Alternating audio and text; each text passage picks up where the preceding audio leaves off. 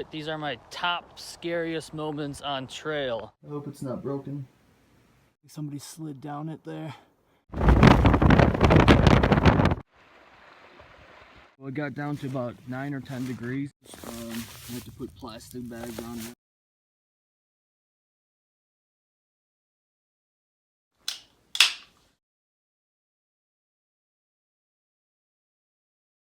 Before Uncle Johnny's, all of us, there was a good amount of people on trail, and all of us encountered a really, really cold spell that was coming through.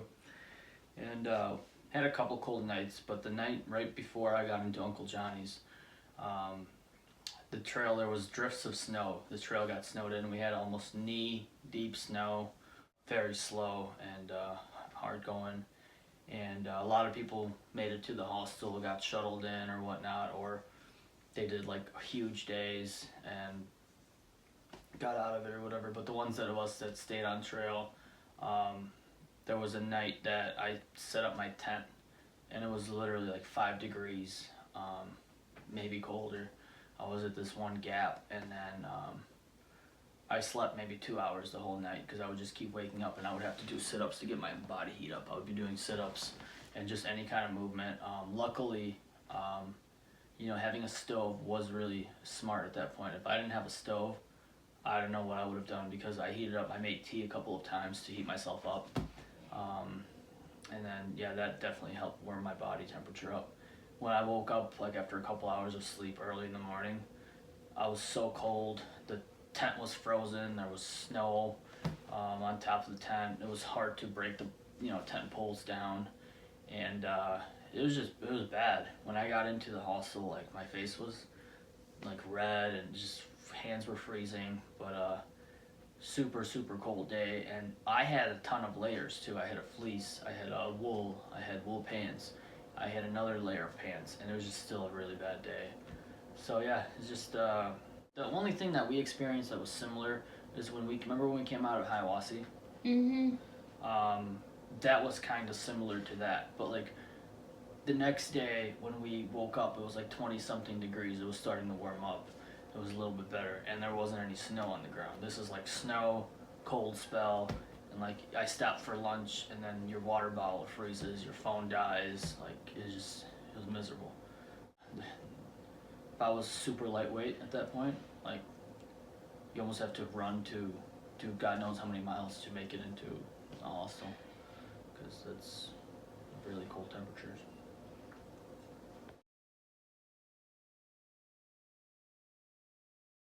Alright, right before Yellowstone, it was like 90 miles before Yellowstone. As soon as you're done with the Wind River Range, we come out of that area and trying to do a bigger day that day, and we got to a river crossing that was just to a point where it was like waist deep with a fast flowing water. Threw me off guard. I wasn't expecting anything like that, because we get to this river and there's a guy named Flower Man. He carried a bouquet of flowers, and he's like, oh, the water level's like really high, and I think I'm gonna cross it in the morning. And I'm like, I think I'm gonna keep going or do more miles. So I went in there. Oh no, Nope went in there. Nope went in there, and he gets to like literally 5 feet off the shore or something. And he's like, there's no fucking way. There's no fucking way. No, there ain't no fucking way. I was like, what? And then yeah, I went in there, and it's just hitting you like on the side. Like you almost literally have to be prepared to start swimming or God knows what, because it's just like, I don't know who could have crossed that river. I mean, it was bad. And then we're like, okay, we'll wait until morning. And the whole night I'm laying in my tent, and I'm thinking, it's not going to get any better. It's going to be colder in the morning, and I don't think the flow is going to be a lot shorter or whatever. So in the morning we wake up, and I just heard screams coming from the water. And then a little while later I came out of my tent, and it was like celebratory screams. Flower Man made it to the other side somehow, and he was celebrating that he made it over, and he was trying to tell us where he made it over. And I'm like, nope, I think Flower Man's on the other side. And he's like, how the fuck did he get across? And I'm like, yeah, he made it like to the other side. So we went over to look, and I'm like, the water level doesn't seem like, it was maybe like this much shorter, if at that. And it was twice as cold as it was the day before.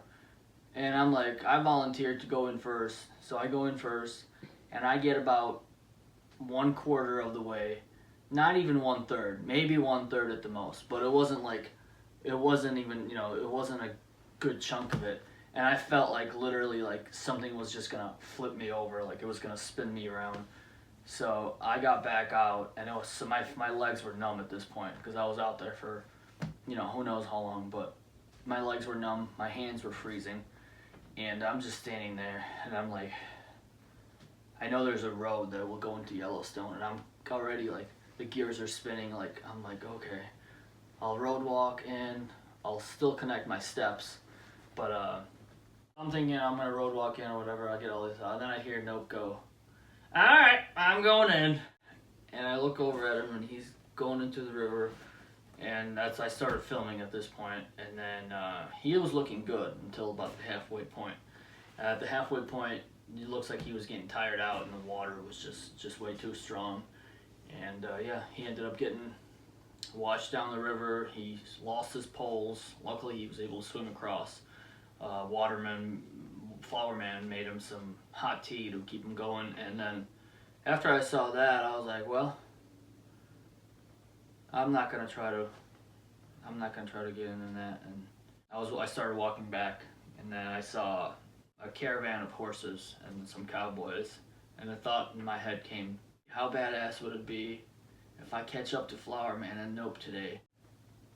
And they were like, how did you cross the river? And I had this cool story of me crossing that river in the caravan with the horses and everything. But then like I calculated, I was already like 8 miles away from the river. I'm like, if for whatever reason they decide not to cross it and I have to turn around for the second time, that's not happening. So I road walked in, but it was scary to watch, like your friend being washed down the river. I mean, luckily I know he's a strong guy, strong person. He was able to swim across. I mean, he dropped his poles and just swam across. But if the water is waist high, it's very, very hard to go over, especially when the current is that fast and it's that cold. So yeah, they definitely need a bridge there.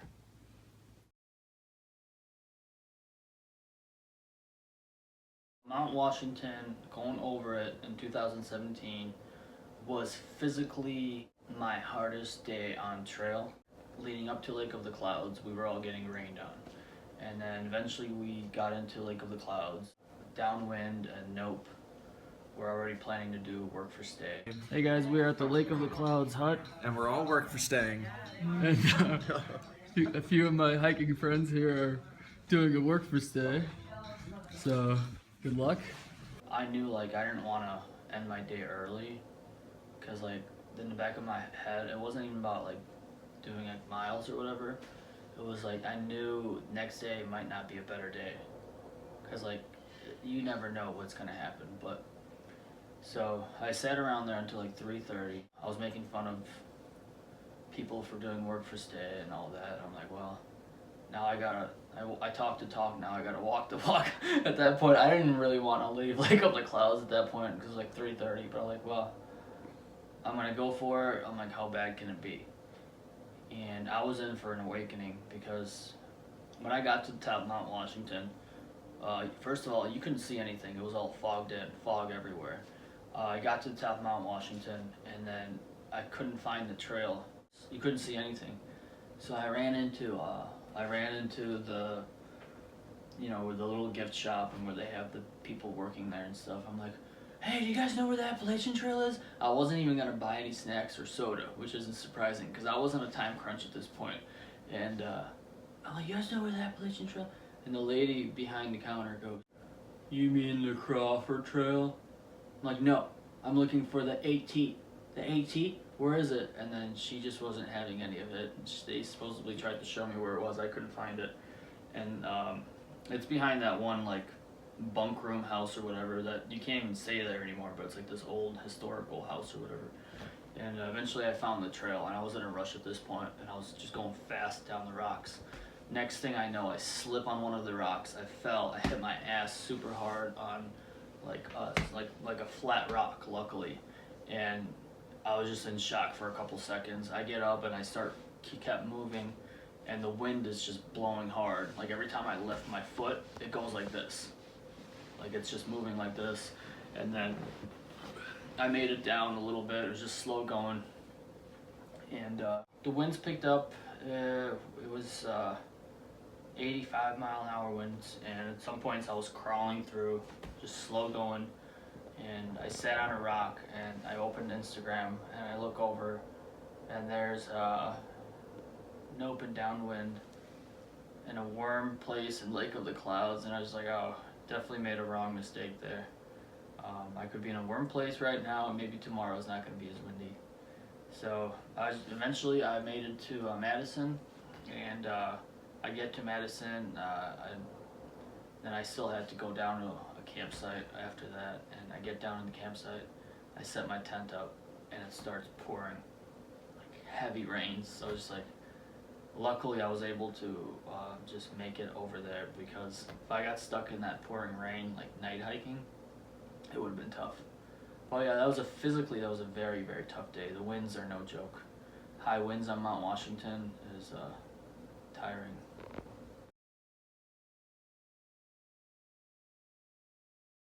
Continental Divide Trail, there was some mountains that were completely snowed in, so you're walking on this like ridge mountainside, and I was post holing at this point. It was like later in the day, and the snow was getting soft at that point. I was just post holing like knee deep. In these conditions, quite a bit of post holing out here, and as you can see, some steep slopes and downhills and stuff like that.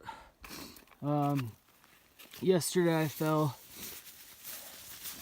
hit my knee on a rock. And you're on the side of a mountain with all these drops just going down. Super scary, and then just I just want to find a camp spot and call it a day. Get to the end, and the area where it's supposed to like zigzag down the mountain, it's completely snowed in, covered in snow.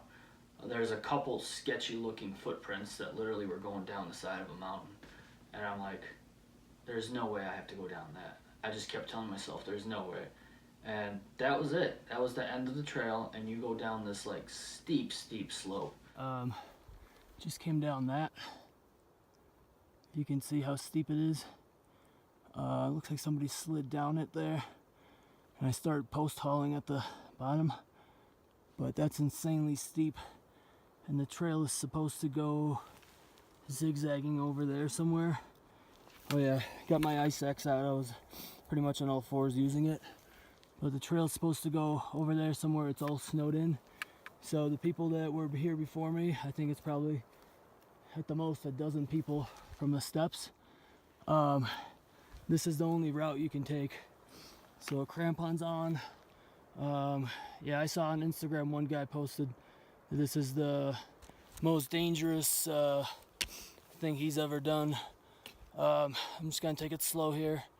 I think the hardest part of it is over, but we'll see. There wasn't a lot of people in front of me at the time, just probably a handful. And then the gravel part looked pretty sketchy, but I probably should have walked down the gravel part. Even though it was steep, at least the footing would have been better. But I chose to walk down the snow, and you're just walking sideways, and then I slipped out at the end, so I was just like sliding down on my side for a little bit. Luckily I put my poles down and I was able to stop. But this is with micro spikes too, so you're just walking super slowly, and I'm not like a mountain climber, and that's some legit like mountain climbing type of stuff. So luckily I had my ice axe and micro spikes. There was a couple of guys I know in front of me that were doing the same ones with no ice axe and no micro spikes, and I don't know how they did it, but yeah, it's good to be prepared for moments like that where it's like a steep slope, and if you're gonna try to sit down and ride it out, you need an ice axe. Very scary. Made it down. Took over an hour to find a campsite. Everything was flooded down in the valley. Just snow melting, and just uneven spots. Yeah, San Juans were tough.